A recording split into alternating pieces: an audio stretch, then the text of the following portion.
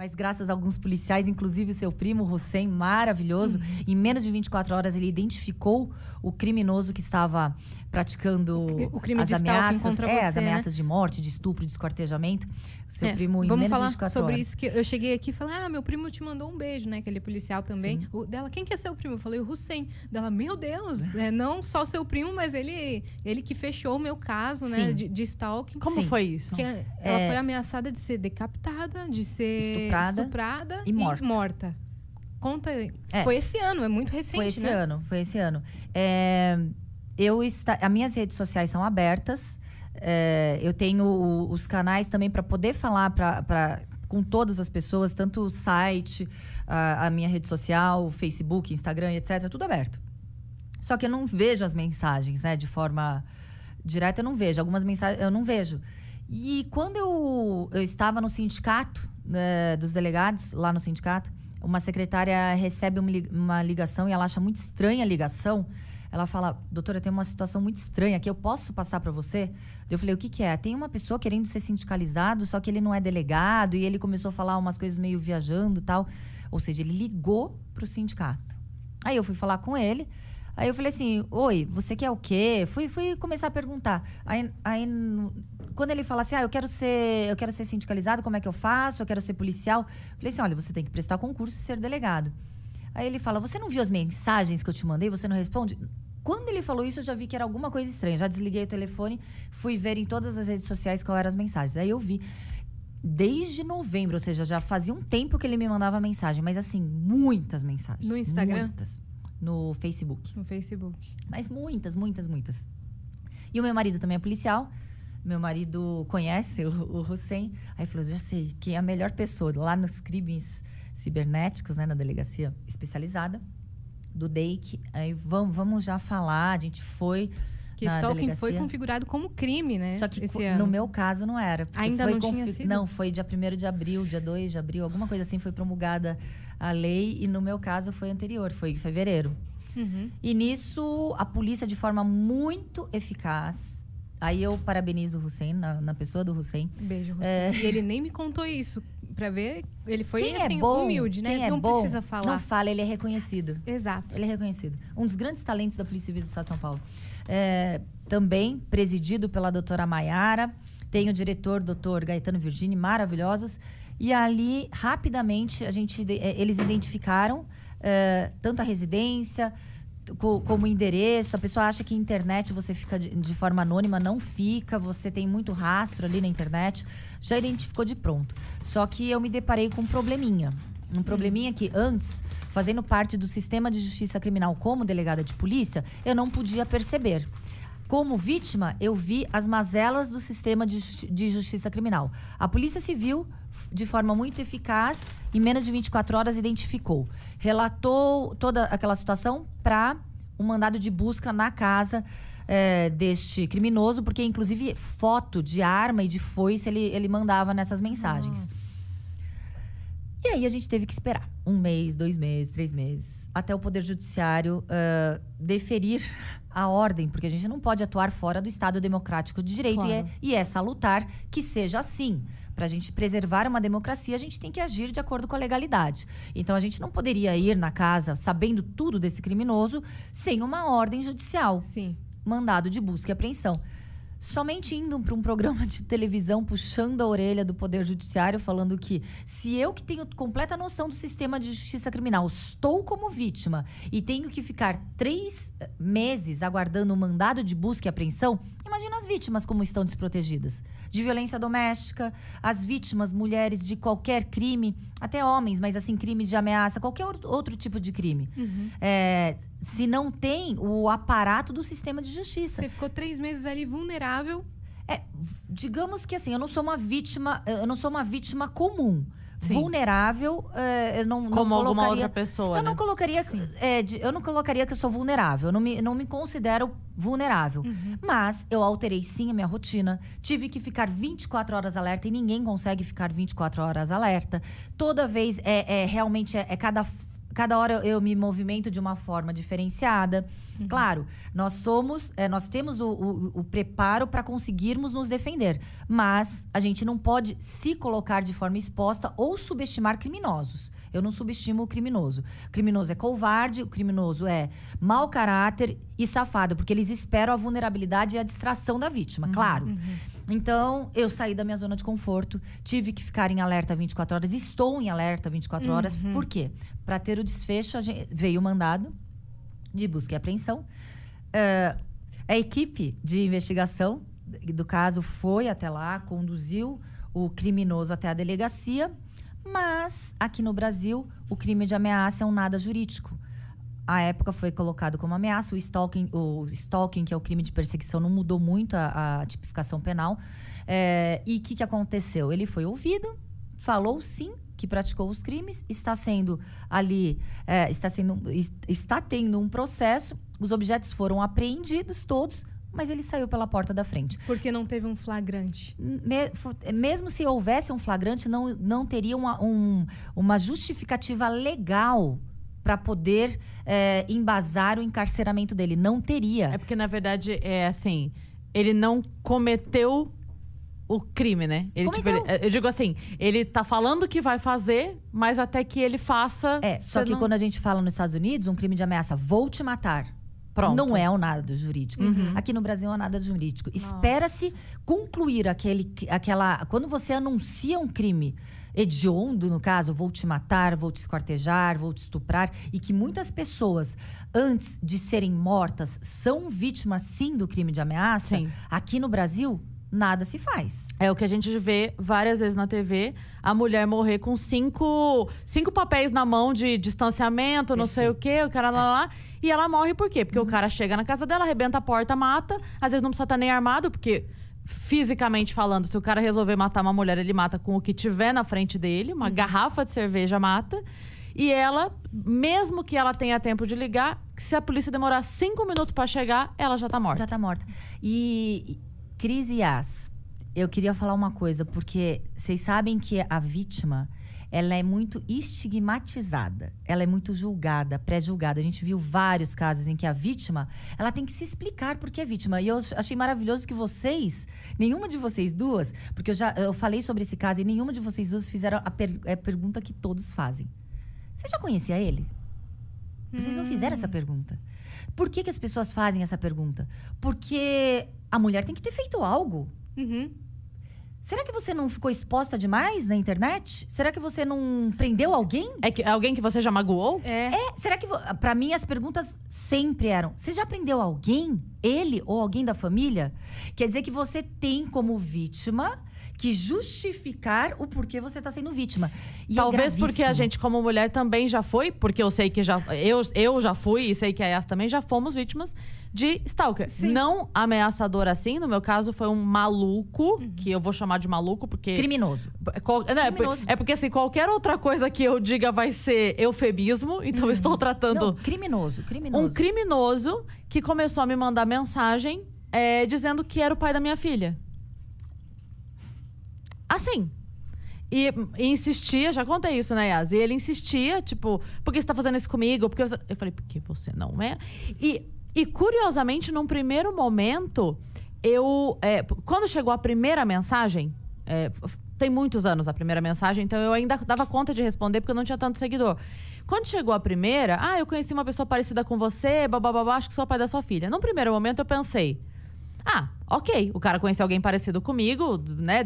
Pode ter perdido o contato com essa pessoa. Eu respondi, falei, olha, não sou eu. A gente tem o contato com o pai da minha filha, ele só não aparece nas nossas redes porque não faz parte da nossa convivência. Mas ele existe, tá tudo bem, eu sei quem é, tá tudo certinho da nossa vida. Paga pensão, tá tudo certinho da nossa vida.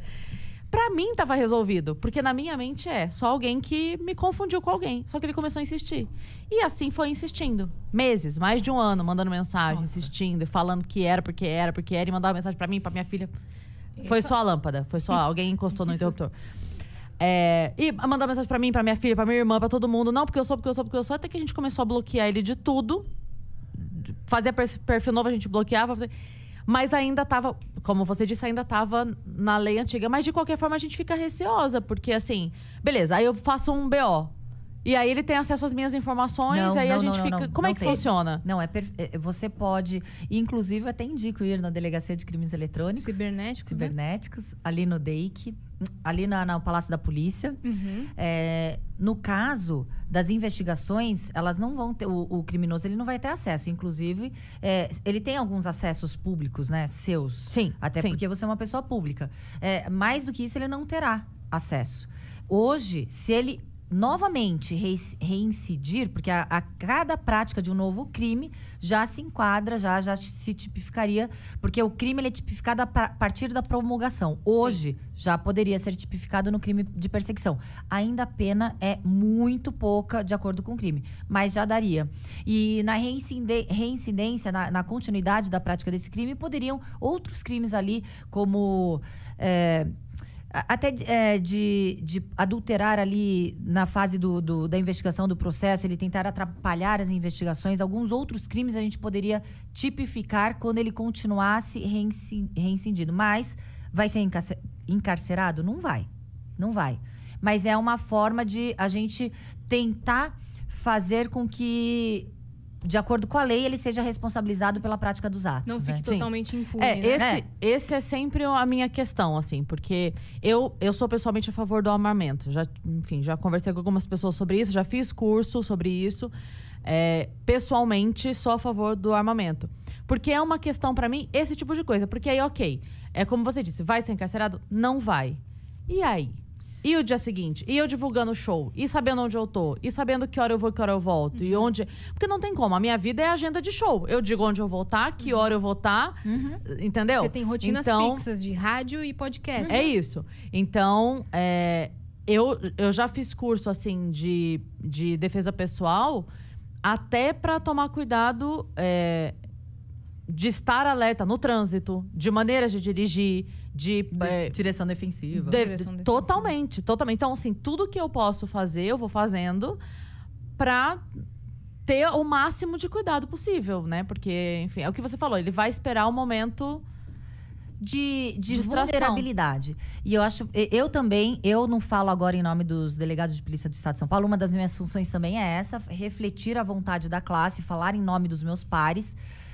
Mas agora a minha opinião como Raquel, delegada de polícia, minha opinião pessoal. Eu sou favorável também, sim, que o cidadão de bem ele tenha a opção de escolher se ele quer ou não adquirir uma arma e ter uma arma para o seu uso ou até mesmo, porventura, uma possível legítima defesa. Eu não tô aqui fomentando que vamos armar todo mundo, mas eu tô aqui afirmando que se tiver todo o curso que você falou que você fez vários cursos, aptidão, ter toda aquela o porte e tiver não tiver antecedentes criminais, é uma série de requisitos para você ter uma arma, né? E se você cumprir, assim, do jeito certo, né? Porque Sim. do jeito errado você consegue rapidinho. E é isso que eu ia falar. Daí aquele cidadão de bem, ele pode ter uma arma legalizada, registrada, controlada. Agora, quando a gente fala arma mata, sim, a arma mata, a arma do crime, proveniente de tráfico de arma. Aquela arma que está na mão dos criminosos, essa mata. Essa mata o tempo todo e o criminoso compra sem autorização nenhuma. Ele tá com uma arma ali na mão o tempo todo, a gente sabe. Uma vez eu ouvi uma coisa que eu achei maravilhosa, o Benê que falou. Ele falou assim, que se você tem medo, porque às vezes o pessoal fala assim, mas eu vou ter uma arma em casa e se o meu marido pega a arma? Daí ele fala assim, mas se você tem medo que seu marido pegue a arma, você tem que largar o seu marido. Porque se ele quiser te matar, ele te mata com qualquer coisa. Ele não precisa ter uma arma. Adorei isso. Essa é a questão. Adorei não isso. Um violão, se ele tiver em casa e ele quiser, ele te mata com um violão. Então, e uma faca. Se o você tempo tem todo. medo que o seu companheiro ou sua companheira te mate, tá errado o companheiro e a companheira. Sim. Né? O princípio tá errado. Até porque a gente sabe que muitos matam com outros tipos de objetos, inclusive fogo, né? Sim. Ácido, qualquer Uma tipo de objeto. almofada. Sim, qualquer tipo Né? de Um objeto. travesseiro. E, curiosamente, o estupro, em sua maioria, não é feito com arma de fogo, né? Exatamente. Exatamente. Na É a imensa força maioria. física, é a supremacia da força física do homem contra a mulher. Existe. Eu não sei se Ou crianças, né? Infelizmente. Não sei se esse dado ainda corresponde, mas à época, quando eu li o livro do Benê, ele dizia que era menos de 3% das tentativas de estupro com mulheres armadas iam até o fim. Porque normalmente o cara não está armado e nem preparado para encontrar uma mulher armada. Então é menos de 3% quando a mulher, em lugares onde é permitido e tal, que se conclui.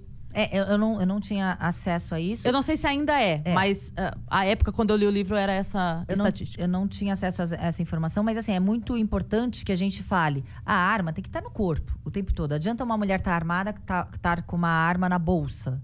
É claro que daí você muda um pouco o seu estilo de vestir, né? Você não vai conseguir pôr...